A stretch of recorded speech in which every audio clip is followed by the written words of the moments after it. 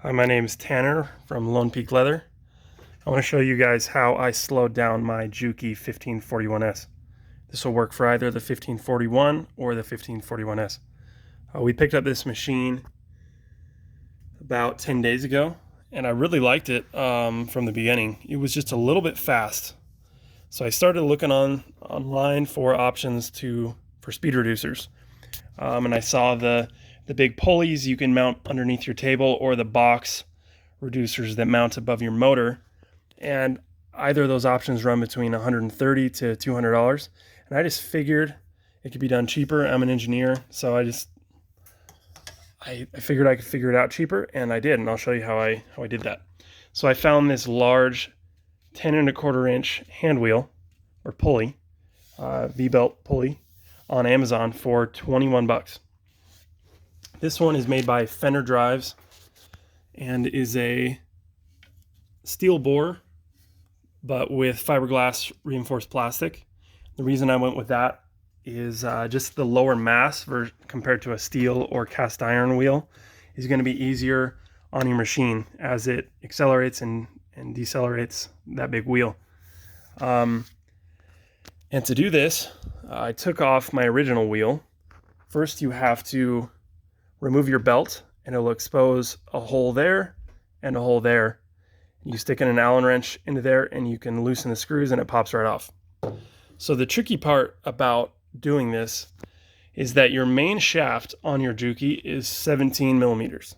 Obviously metric because they're made in Japan. And the wheels, or the pulleys that you're going to find in the US, the bore sizes are in inches. So I went with a 5/8 bore size, which is 0.625. And keep in mind, 17 millimeters is about 0.67 inches. And so I had to drill it out larger to get it to fit on the shaft.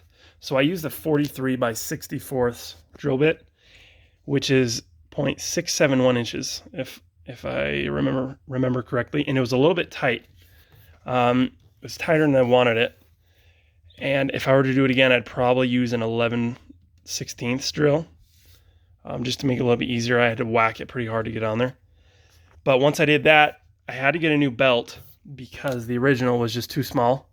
So I went to AutoZone and just picked up a belt. I kind of measured. I used like some rope to measure how long I needed it, and then measure the circumference of that, the overall length. And I got a 50-inch belt. And that works really great. Trying to think of what else. Okay, yeah, as well, I had to make the cutout in my table larger because of the overall size of the wheel. To do that, I just used a saw like this and extended these lines. And then I drilled some holes straight down, a bunch of holes right here, and then used a sharpened screwdriver, because I don't have a chisel, to take off the extra wood there. So all said and done, $21, I guess, plus like $10 for the belt, $31 into it. I'm really happy with the way it works. So I'll show you here. This is 2 pieces of about 4-ounce leather. So it can be really slow like that, lots of control, or faster if you want it.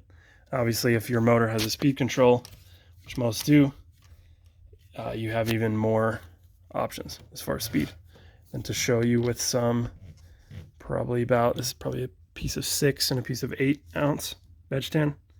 It's about a 1/4 inch total. Does a really good job punching through that. A lot easier to work with. So hopefully this helps someone out there. I really like it. Hopefully it works for you guys. Thanks.